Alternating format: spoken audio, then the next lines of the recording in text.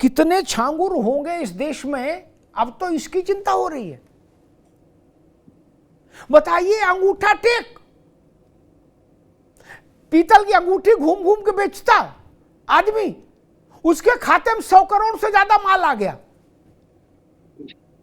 कई दर्जन बार विदेश घूम आया। अरे श्रीमती जी, कुछ तो सस्ता लो, बचत करो। नहीं श्रीमान जी, सब बढ़िया लो, रहने दीजिए। इसमें क्या खास बात है? थोड़े में ज्यादा स्वाद, यही तो है इसकी खास बात। वाओ मामा, क्या स्वाद है। अरे मेरे राजा,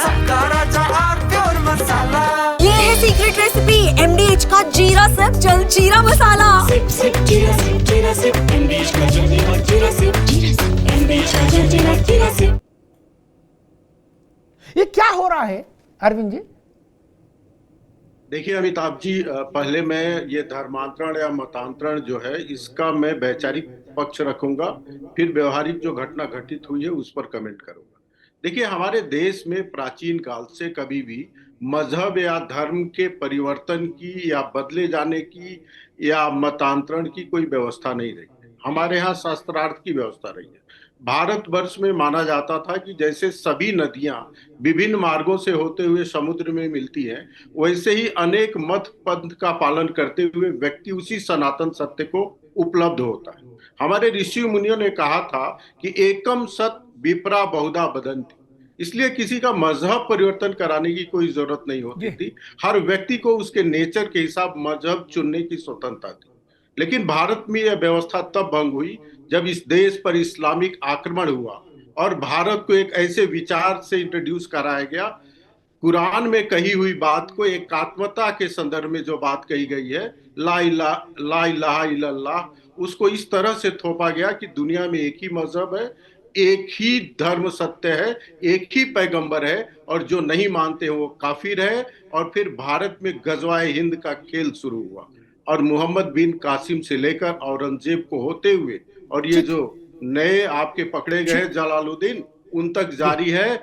और जैसे काकरोच निकलते हैं काकरोच, वैसे आप जब कारपेट हटाएंगे तो एक नहीं अनेक निकलेंगे इसमें। और दुर्भाग्य की बात यह है कि जो मौलाना आते हैं, जो धार्मिक गुरु आते हैं, ये कहने की जगह पर कि अपने अपने धर्मों का सब पालन करें, इनको लगता है कि इस्लाम में किसी भी विधि के द्वारा परिवर्तित करके लाना सबसे बड़ा पुण्य का काम है, सबसे बड़ा मजहबी जो पुण्य का काम है। अभी रुकना होगा। इसके नाते मैं मौलाना साहब, मुफ्ती साहब के पास चलूं। मुफ्ती साहब, मैं तो हैरान इस बात से हूं कि ब्राह्मण की बिटिया को मुसलमान बनाओ तो 15 लाख, ओबीसी की बिटिया बनाओ तो 10-11 लाख केस टू केस, और दलित की बिटिया बनाओगे मुसलमान तो 8 लाख, 6 लाख से 8 लाख। ये रेट कैसे तय हुए? एक आप लोग तो कहते हो कि इस्लाम में कोई ऊंच नीच है नहीं, ये तो हिंदू धर्म में है, हम लोग तो बुर्ज खलीफा हैं नहीं। ये क्या मसला है? एक और दूसरा, एक अदद हिंदू बच्ची मुसलमान हो जाए दंड फंद से, डरा के, धमका के, लालच दे के, लब जिहाद करके, तो उसके बदले में 15 लाख रुपया का ट्रांजैक्शन करने वाली ताकतें कौन सी हैं और उनको क्या लाभ 15 लाख रुपया खर्च करने में? मुफ्ती साहब, इस पर थोड़ी रोशनी डाली जानी चाहिए। नहीं, मान लो एक लड़की मुसलमान और हो जाए तो उसमें 15 लाख छांगुर को क्यों, कौन लोग दे रहे हैं? उनका मंसूबा क्या है? मुफ्ती साहब, देखिए, आपकी बात और राजनीतिक विश्लेषण की बात दो अलग अलग है और दोनों का मैं ईमानदारी से जवाब दूंगा। देखिए, किसी का धर्म परिवर्तन कराना ये बिल्कुल गलत बात है और इसकी किसी किस्म की किसी को इजाजत नहीं है, और इस्लाम ने इसकी सख्ती के साथ, इस्लाम इसको मना करता है। इस्लाम ये कहता है कि लकुम दीनुकुम। घर के बाहर, मुफ्ती साहब, घर के बाहर कोई लिख के टांग दे यहाँ प्याज लहसुन नहीं खाया जाता और अंदर मटन बनाए, तो फिर क्या करें उसका? इस्लाम में कुछ भी लिखा हो, छांगुर कर तो यही रहा है। नहीं, सुनिए पूरी बात सुनिए। अभी चले और रखे हुए।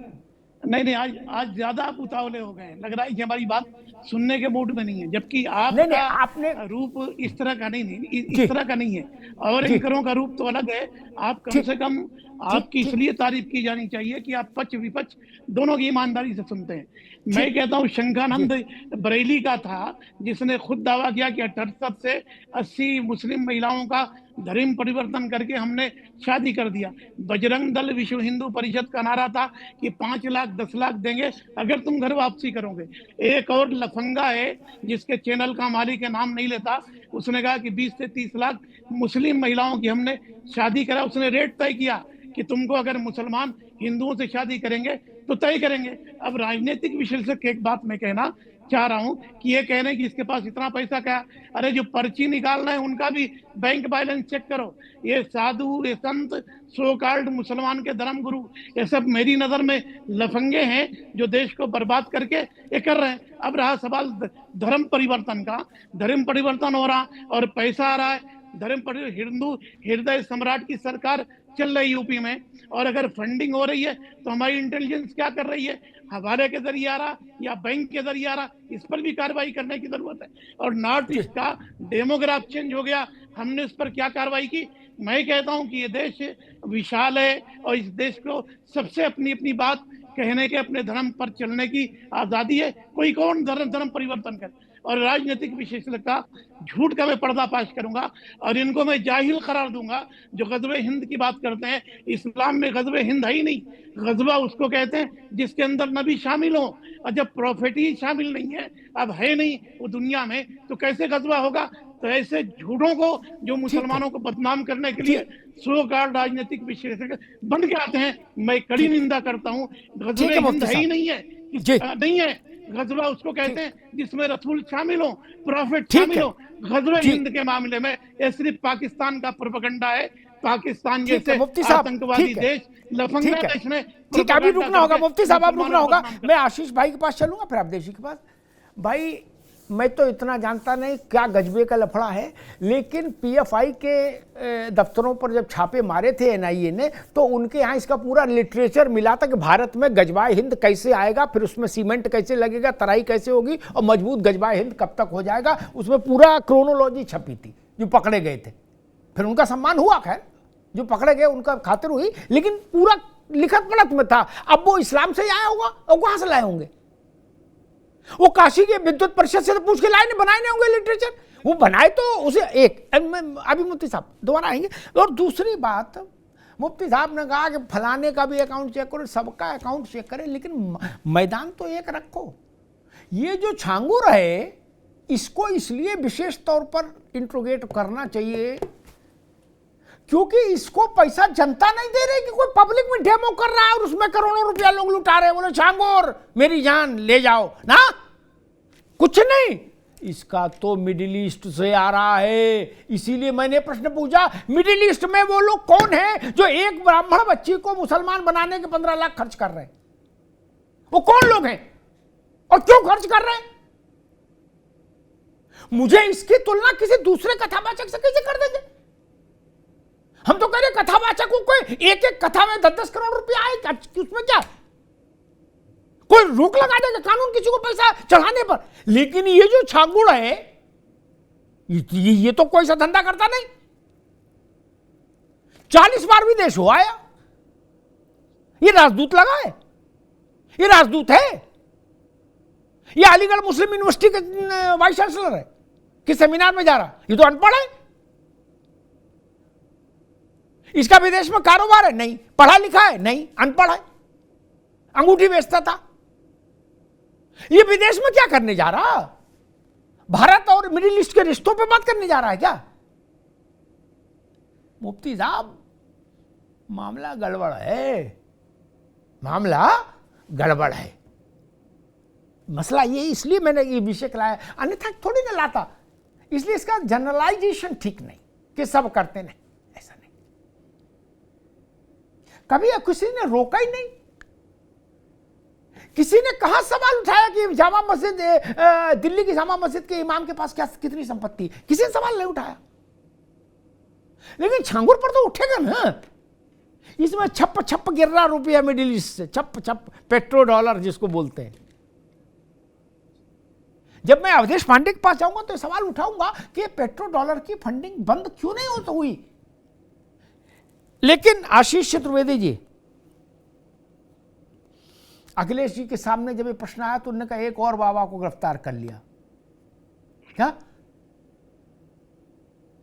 हम लोग समझ रहे थे कोई विस्तृत टिप्पणी करेंगे वो, चूंकि विषय गंभीर है और वो कई बार छोटे छोटे सामाजिक विषयों पर भी लंबी टिप्पणी करते हैं, आजकल तो कर ही रहे हैं, मतलब प्रतिदिन एक प्रेस कॉन्फ्रेंस कर रहे हैं। लेकिन झांगुर के मामले में उन्होंने सिर्फ एक ही वाक्य बोल के बात खत्म कर दी। इसका क्या अर्थ निकालें आशीष जी? अमिताभ जी, जो विषय है वाकई में बहुत गंभीर है, एक गंभीर विषय है। वो गंभीर इसलिए भी हो जाता है कि एक व्यक्ति इतने वर्षों से इस तरीके का काम करता है और जो हमारे शासन और प्रशासन को बहुत सालों बाद पता चलता है। और उससे भी ज्यादा गंभीर विषय है कि विदेश से इतना पैसा भारत में आता है। तो ये कैसे हो जाता है कि इतने सालों से इतना पैसा यदि ऐसे व्यक्ति के पास इस काम के लिए आ रहा था, तो देश में आतंकवाद की जो गतिविधियां होती हैं, जिन्हें हम स्लीपर सेल कहते हैं, और बाकी आतंकवादी जो संगठन होते हैं उनके लोग होते हैं, तो उन तक भी तो इस तरीके से पैसा माध्यम से आ सकता है। इस कारण से ये विषय जो है एक बहुत गंभीर विषय बन जाता है।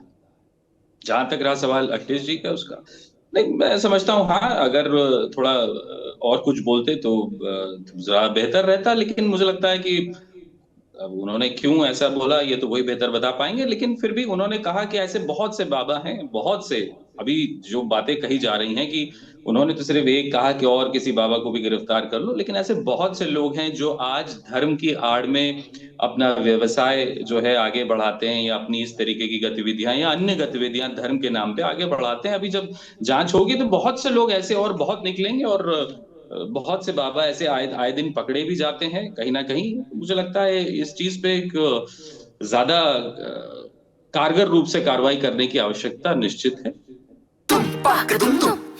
अरे श्रीमती जी, कुछ तो सस्ता लो, बचत करो। नहीं श्रीमान जी, सब बढ़िया लो, रहने दीजिए। इसमें क्या खास बात है? थोड़े में ज्यादा स्वाद, यही तो है इसकी खास बात। वाओ मामा, क्या स्वाद है। अरे मेरे राजा,